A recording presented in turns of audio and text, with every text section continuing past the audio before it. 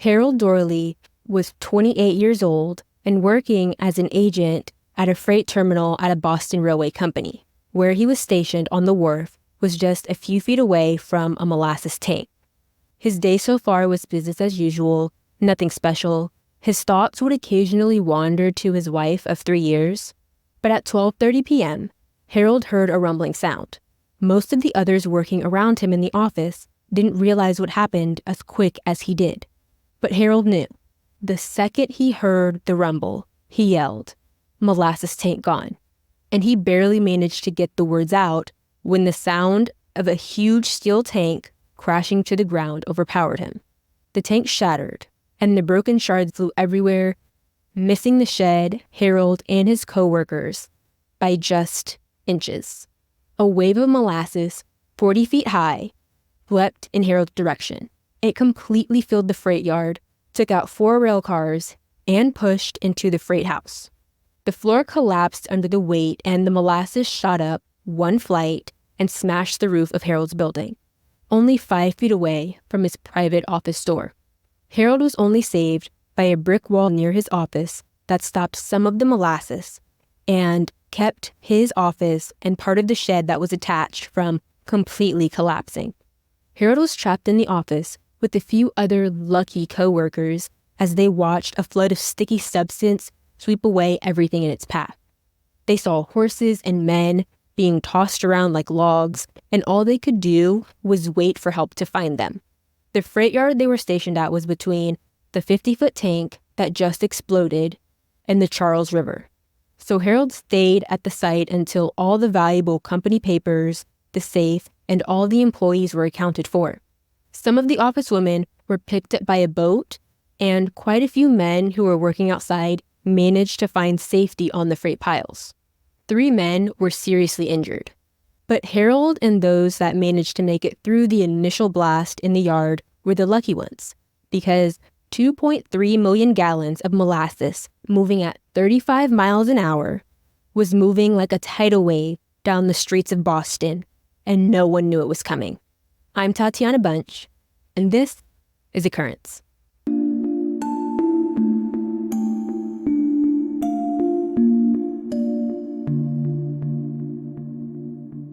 All sources can be found at occurrencepod.com, which is linked in the show notes, along with any other relevant information.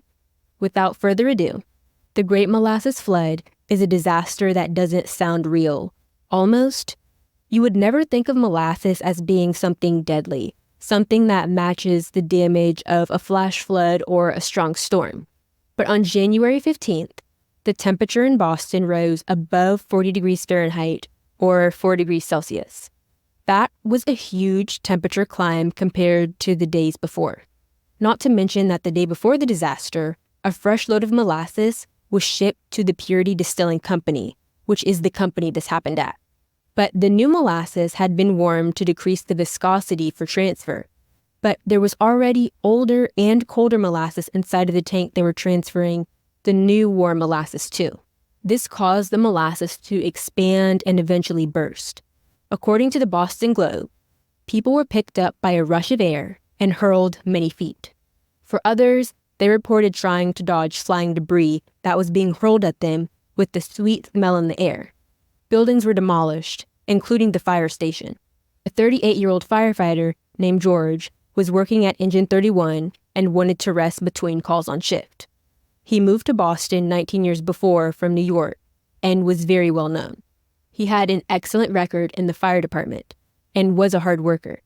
George went to sleep in his bed in the fire station, and while he was asleep, some of the other firefighters decided to play cards to pass the time. While they were playing, they heard a crash, and one of the firefighters ran to the window to see what happened.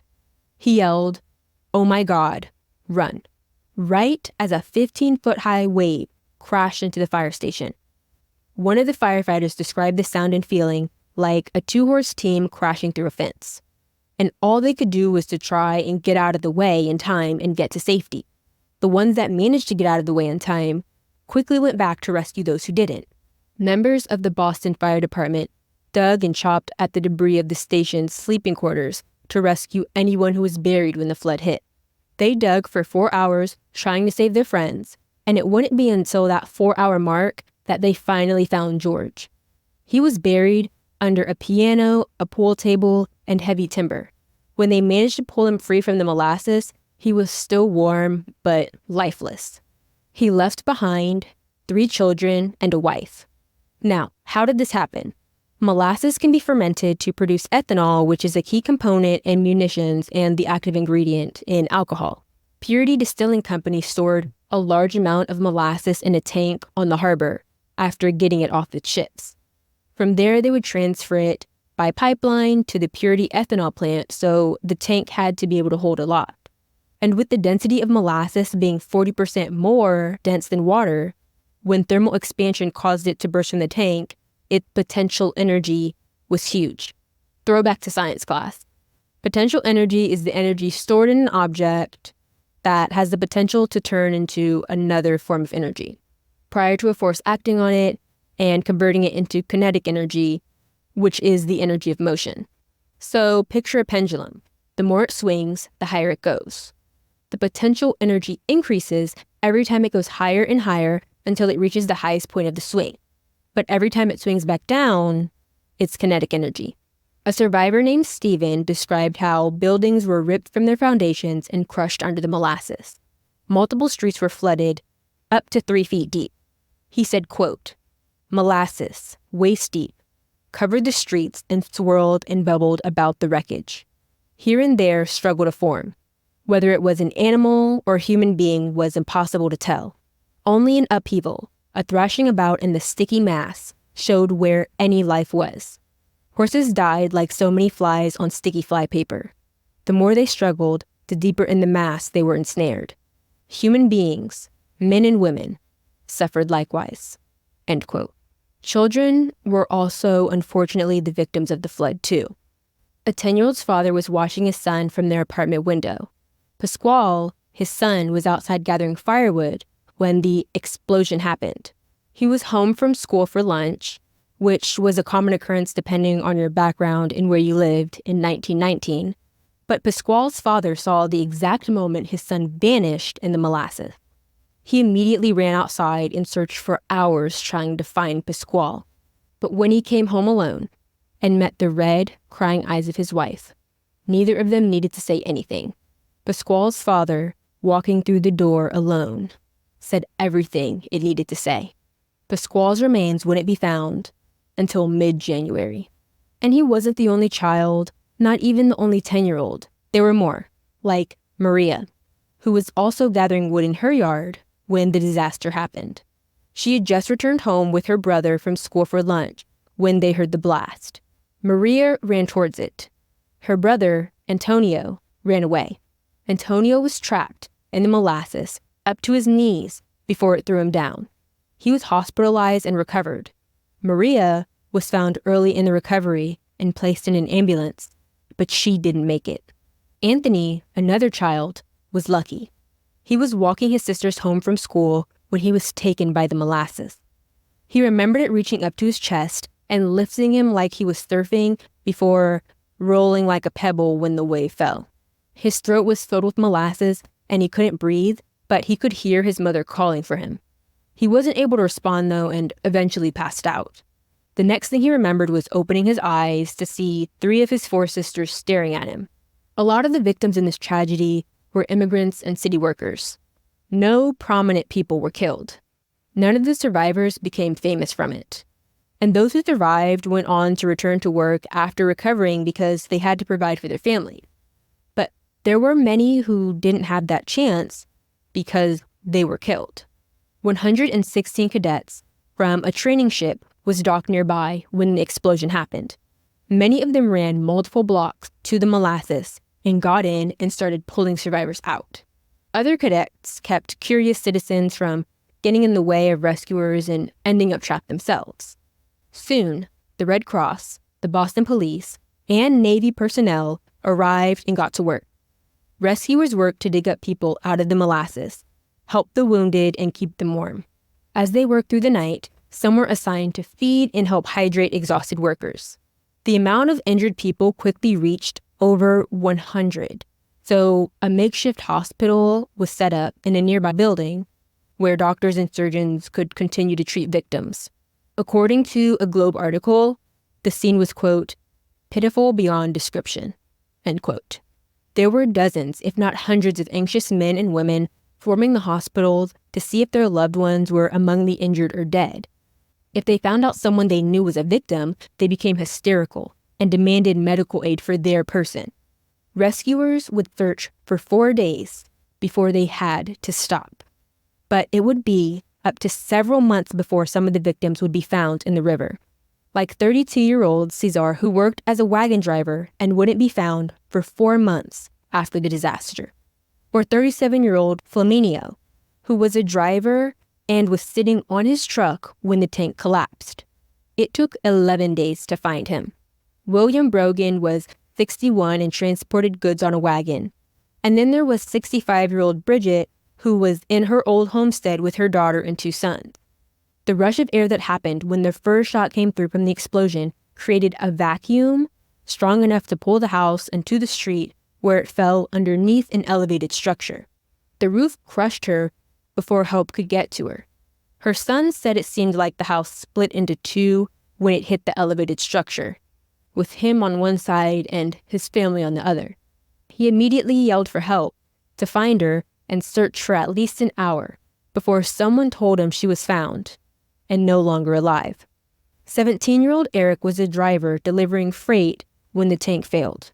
He was found underneath molasses-covered wrecked trucks, boxes, and packages. James was a 64-year-old foreman with the paving department, and he was killed when the building where he was eating lunch collapsed. He was actually born in Ireland, but came to America as a young man and had been working with the Public Works Department for 25 years. He was well known throughout the city. It took many weeks to clean up the immediate blast area, and the harbor was brown with molasses until the summer. Several hundred people contributed to the cleanup and had to use salt water from a fireboat to wash away the molasses, and then use sand to absorb it. But it would take a long time for them to figure out that that's the kind of combination they needed to clean it up, because at first they were just trying to use normal water, and it was just making it so much harder to clean the molasses. It took significantly longer to clean up the rest of Boston, too, because between rescue workers, sightseers, and cleanup crews moving through the areas, there was molasses on the subway platform, inside of streetcars, trains, homes, telephone booths, the street beyond where the initial molasses spilled. Reportedly, anything and everything that a Bostonian touched was sticky. There were 150 people injured, and 21 that lost their lives. With so many local workers being victims, people wanted to know what happened. The company claimed that the tank was blown up by an anarchist because some of the alcohol they produced was used for munitions. So 119 victims brought up a lawsuit. Investigation into what happened exposed several things. The first being, that tank was constructed poorly and did not pass testing. It most likely had been leaking since the very first time it was filled in 1915. Apparently, the treasurer in charge of making sure it was built correctly didn't do the basic safety testing. He actually had no architectural or engineering experience. He didn't fill it with the appropriate amount of water to check for leaks, and he ignored the groaning noises from the tank whenever it was filled. It was not supposed to make that noise. Not to mention, when the tank was filled with molasses, it leaked so much that they painted it brown to hide the leaking. The local children would actually collect the leaking molasses in cups to take home. Those leaky conditions potentially led to carbon dioxide being produced that may have raised the internal pressure due to fermentation inside of the tank. The tank had only been filled to capacity 4 times since it was built, which kept the tank walls going through an irregular cycle. The 4th time was 2 days before the disaster, when a ship from Puerto Rico arrived with 2.3 million gallons of molasses. And actually, it was said that Purity Distilling Company was trying to get ahead of Prohibition because the 18th Amendment that would ban the sale of alcohol was ratified the day after the tank failure and took effect 1 year later. At the time of the explosion, the tank had enough molasses inside of it to fill 3.5 Olympic-sized swimming pools. In more recent years, studies and investigations into how it happened revealed that the steel should have been twice as thick as it was, considering how big it was, even considering the lower standards of the time period. The steel also should have had more of the chemical element manganese in it, and because it didn't, it was more brittle than it should have been. The rivet design on the tank was another problem, and was where the cracks first formed. So a lot of things were behind the ultimate failure, but the final straw was the temperature. The day of the explosion, it was about 40 degrees Fahrenheit, and the steel tank mixed with not enough manganese became even more brittle below 59 degrees Fahrenheit. But it's not as if those in charge were unaware of what was going on with that tank, because a worker brought shreds of steel from the tank walls to the treasurer's office to show him the danger associated with that tank. The treasurer told him, quote, "I do not know what you want me to do. The tank still stands," end quote. With everything coming out, the residents won the lawsuit against the United States Industrial Alcohol Company, which bought Purity Distillings in 1917. It was the first class action lawsuit in Massachusetts, and it paved the way for modern corporate regulation. The company paid out $628,000 in damages, which is the equivalent of $11.3 million today. Unfortunately, a victim named Stephen C. wasn't counted in the reward. He was eating lunch with his sister at home during the explosion, and they were both thrown into the street. His mother, the woman whose house split in half, did not make it, and he was later placed in an insane asylum. He died there, and when his family placed the initial cause of him being in the asylum and then losing his life on the Molasses flood, they were not awarded damages. It's believed that if the temperature hadn't cooled going into the evening, the molasses wouldn't have hardened and chilled to the point of it taking hours to dig people out. If the blast happened in July, the molasses would have continued a few streets more and thinned out. They would have been able to get people out easier. People wouldn't have suffocated from being trapped for so long. Warmer weather would have lessened the death toll, but negligence is ultimately what led to this happening. It's strange, because in the words of Mark Rosso, first you kind of laugh at it, but then you hear about it, and it's just horrible. The oldest victim was 76-year-old Michael, and he had just returned to work 20 minutes before at the Public Works Department. When the explosion happened, he was thrown several feet into a pile of paving stones and fractured his skull, broke both legs, and had multiple internal and external injuries. A figure that kept being emphasized was that 6 city workers were eating their lunch when they were engulfed, probably because of how it shows how unexpected the blast really was. People were working and eating right next to the tank and had no idea it was finally ready to burst. There were teenagers attending their first day of work and unsuspecting families just driving in their cars when they were hit with the sticky, sweet molasses. It's said that the area smelled of molasses for years and years after the disaster, and to this day, sometimes people can still smell it. There is a plaque to commemorate this disaster that says, quote, "On January 15th, 1919, a molasses tank at 529 Commercial Street exploded under pressure, killing 21 people. A 40-foot wave of molasses buckled the elevated railroad tracks, crushed buildings, and inundated the neighborhood. Structural defects in the tank combined with unseasonably warm temperatures contributed to the disaster," end quote.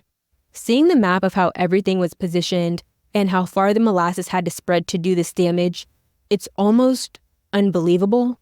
I've been showing the map on YouTube, but you can find it on the podcast Instagram at Occurrence Pod, which is linked in the show notes. But that was the story of the Boston molasses flood disaster. Leave a review or comment if you can, based on where you're listening from, on what you thought going into this episode, and if you thought differently after. Stay safe, and I'll be back next Thursday.